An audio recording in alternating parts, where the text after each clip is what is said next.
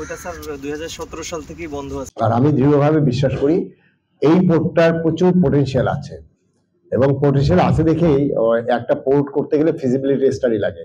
এই যে United group এখানে যে এতগুলো স্থাপনা করেছে, এটি কি মনে করেন যে এমনি এমনি করেছে? এটি করেছে, তারা জানে যে এখানে অনেক পোটেনশিয়াল আছে, এই কারণেই করেছে। আমি আশা করছি যে আমাদের বর্ডারের ওই পারে আরাকান রাজ্যে যে আপনার ইনসার্জেন্সি চলছে, ওখানে একটি সেটেল অবস্থা তৈরি হবে, এবং আমি মনে করি যে বাংলাদেশের একটি বিকল্প আমদানি রপ্তানির একটি রুট হবে। কারণ ওদের কিছু পণ্য, কৃষিজাত পণ্য যেটা আমাদের প্রচন্ড চাহিদা আছে, আমাদের কিছু প্রসেস পণ্য যেগুলো আছে আমাদের, আমরা যেগুলো আমাদের সাবান থেকে শুরু করে সিমেন্ট থেকে শুরু করে এইগুলো ঔষধ, এগুলোর আবার ওইদিকে চাহিদা আছে। দুই দেশের চাহিদা ভিন্ন রূপ, তাই সেখানে তো আপনার কোনোভাবে এই বর্ডার থেকে রাখা যাবে না, এই বর্ডার আপনার এটা চলবে। আর একটা জিনিস হলো, দয়া করে আমাদের যে ড্রাগ ট্রাফিকিং হয়, মাদকের যে চোরাচালান রুট, এইটার সাথে আপনাদের যেন কোনো সম্পৃক্ততা না থাকে। এইটা যদি সম্পৃক্ত থাকেন তাহলে আর এই পোর্ট আর আগাবে না। স্থানীয় প্রশাসন, ইউনো সাহেব আপনাদের স্থানীয় প্রশাসনের উনি সবচেয়ে বড় কর্তা ব্যক্তি। আপনাদের যতগুলো সমস্যা আছে উনি সবগুলো ডিপার্টমেন্টকে কোঅর্ডিনেট করে, স্বাস্থ্য, শিক্ষা থেকে শুরু করে আমাদের সবকিছু উনি কোঅর্ডিনেট করে।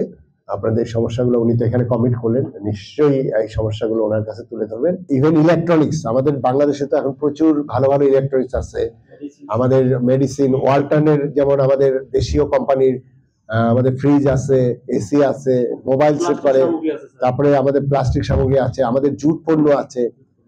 এই জিনিসগুলো আমাদের আসলে এখান থেকে যাতে এক্সপোর্ট হইতে পারে, এই জন্য আমার মনে হয় দুই দেশের যারা ইম্পোর্টার এক্সপোর্টার তাদেরকে বোধহয় আলোচনা করা দরকার।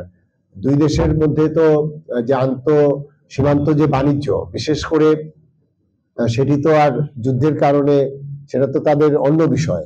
এখন বাণিজ্যটা তো ঠিক রাখতে হবে, বাণিজ্য নিয়ে তো কোনো যুদ্ধ নাই, তাই না? সেখানে ইভেন ওদের ওখানে কিন্তু আমাদের এই যে সাবান, আমাদের তারপর যেগুলো আমাদের দেশীয় যে পণ্যগুলো আমরা এখানে উৎপাদন করি, সেগুলোর কিন্তু ওইখানে অনেক চাহিদা আছে।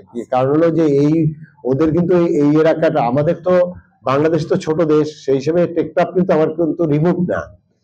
টেকনাফে আপনার যদি ইভেন ঢাকা থেকে আসলেও আপনি স্মুথলি গাড়ি চালে আসতে কত 12 ঘন্টার মধ্যে আসা যায়, কিন্তু আপনার এখান থেকে আপনার ওদের রাজধানীতে যেতে বোধহয় 2-3 দিন লেগে যায়। কারণ এখান থেকে আপনার অনেক পাহাড় আছে, নদী আছে, অনেক ন্যাচারাল ব্যারিয়ার আছে। সেই কারণে আমি বলবো যে ওদের এইটা কিন্তু অনেক প্রত্যন্ত। আমরা যেমন টেকনাফ আমাদের জন্য প্রত্যন্ত না বাংলাদেশের জন্য, কিন্তু মায়ানমারের এই আরাকান এটা কিন্তু ওদের জন্য অনেক প্রত্যন্ত এলাকা। সেই ক্ষেত্রে আমাদেরও অনেক পণ্য আছে যেটা ওদের দেশে অনেক চাহিদা আছে। সেই জন্য আমাদের এক্সপোর্টার ইম্পোর্টার বা দ্বিপাক্ষিক যে বাণিজ্যের সাথে যারা জড়িত, সেই ডায়লগ গুলো হওয়া উচিত। যুদ্ধ সেটা ওদের দেশের যুদ্ধ, সেটা ওদের বিষয়, কিন্তু আপনাদের বাণিজ্য তো বন্ধ রাখা উচিত না। এবং মায়ানমার আমাদের পার্শ্ববর্তী অন্য দেশের একটা বিকল্প একটা বাণিজ্যের একটা দ্বার আসলে উন্মোচন হওয়া দরকার বলে আমি মনে করি। এবং আমি আশা করছি যে আপনাদের যে এই গোমরা মুখ, সবাই একটা দুশ্চিন্তাগ্রস্ত, সেই মুখগুলো একটু হাসি থাকবে। এই যে আমাদের শ্রমিক লিডার উনি হাসছেন, একটু সবাই একটু সবাই হাসিটা দেখতে চাই। আপনার অন্ধকার কেটে যাবে, মেঘের পিছনে কি সূর্য আছে না, মেঘ কেটে গেলে সেই সূর্যের আলো আসবে, এবং আজকে তো একদম আলোকিত, এরকম এই পোর্টটাও একদিন আলোকিত হবে, এই প্রত্যাশা ব্যক্ত করছি। আপনাদের সবাইকে ধন্যবাদ। আসসালামু আলাইকুম।